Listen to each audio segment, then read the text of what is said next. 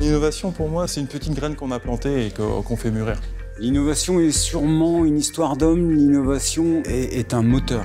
En fait, on essaie de faire quelque chose hyper professionnel dans quelque chose qui n'a jamais été fait. C'est du prototypage hyper réfléchi. Aujourd'hui, on vivrait mal sans innovation. On a ce besoin, tout le temps. On se doit d'être compétitif et de continuer à innover en permanence, d'anticiper tous les produits du futur. Parce que là, on travaille aujourd'hui, mais on travaille déjà sur les produits de demain.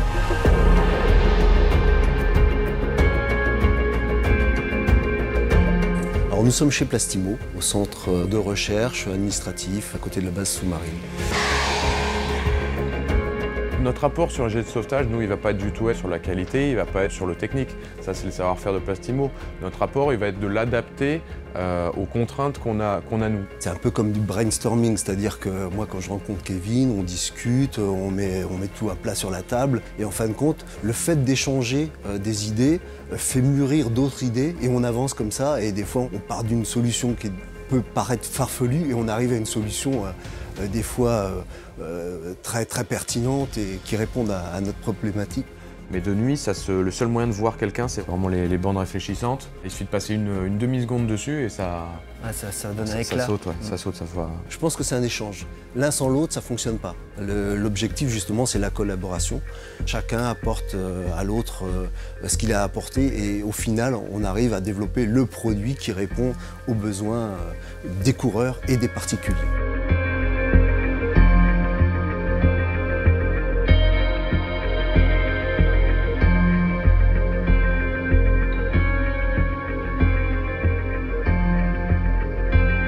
Lorsque le team travaille à l'élaboration d'un nouveau projet de bateau, ils ont effectivement plein de rêves, ils ont plein d'idées, plein d'envies. L'intérêt d'être dans un procédé collaboratif, c'est que dès le départ du projet, ils viennent nous contacter. Et on a appliqué un coef en plus, dans un premier temps. Ils viennent discuter avec nous, ils veulent savoir comment on imagine quelque chose qu'eux, ils ont imaginé de leur côté, mais ils savent pertinemment que la technique a ses limites et qu'il y a des choses qui ne sont pas forcément réalisables. C'est tout l'intérêt de cette collaboration, c'est de développer ensemble. Eux, ils amènent les idées en termes de forme. Nous, on amène les idées en termes de réalisation. C'est pareil que de mettre un 250 grammes ou un 300 grammes, ça ne change pas grand-chose. Par contre, on gagne quand même 50 grammes au mètre carré. De toute façon, c'est un travail d'équipe, donc on ne peut pas se dire je me réveille la nuit, tiens, j'ai une idée, elle est géniale. C'est au contraire, c'est une idée, on l'a fait évoluer, on la soumet à notre groupe de travail, puisqu'on est plusieurs évidemment. Et puis il y en a un qui va la déformer un petit peu, mais ça va la faire évoluer. Et puis cette déformation va être encore déformée par quelqu'un, ce qui fait qu'à la fin, on arrive à quelque chose qui aboutit, et c'est ça l'évolution.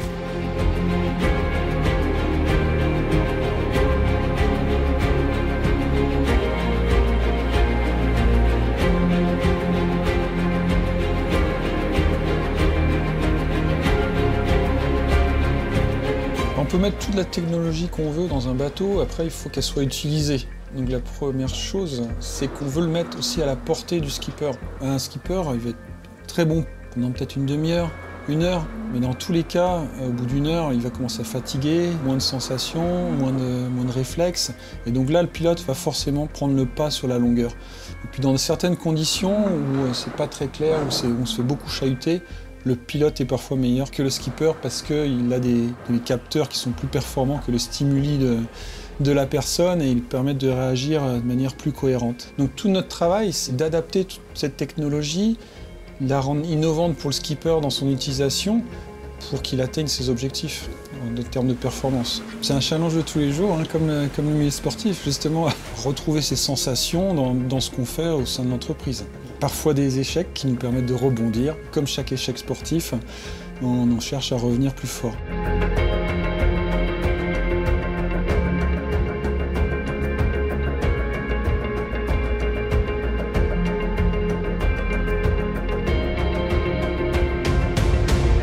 Musto vient chercher chez Banque Populaire une entreprise qui a décidé d'investir dans ce sport, dans la durée et dans la performance. Les deux entreprises sont des carrefours d'information.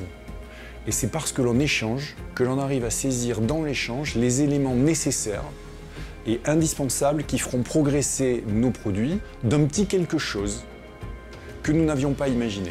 Tout vient de l'échange de la durée et de l'échange entre les deux parties. La retombée économique pour une société comme la nôtre est énorme, simplement parce que le fondement de nos produits sont basés sur la performance. Et aujourd'hui, le team Banque Populaire et son skipper sont, à notre avis, un des meilleurs teams et des plus gros teams au monde dans l'histoire et dans la course offshore.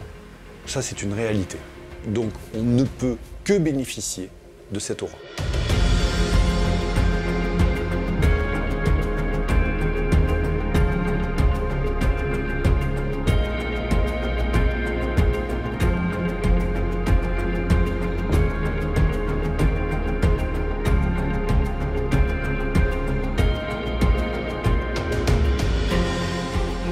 Aujourd'hui, on voit des bateaux qui volent, que ce soit des monocoques, des multicoques. On a conscience d'être partie prenante de l'innovation. Je me pose toujours la question de savoir où ça va nous mener. Je serais curieux de savoir, dans 15-20 ans, ce que ça sera un bateau à voile. Parce que quand on voit les différentes générations de bateaux, même d'un Vendée Globe sur l'autre, on voit qu'il y a des caps de franchis. Qu'est-ce que ça sera dans 10 ans, dans 15 ans, dans 20 ans? On se dit que de chemin parcouru.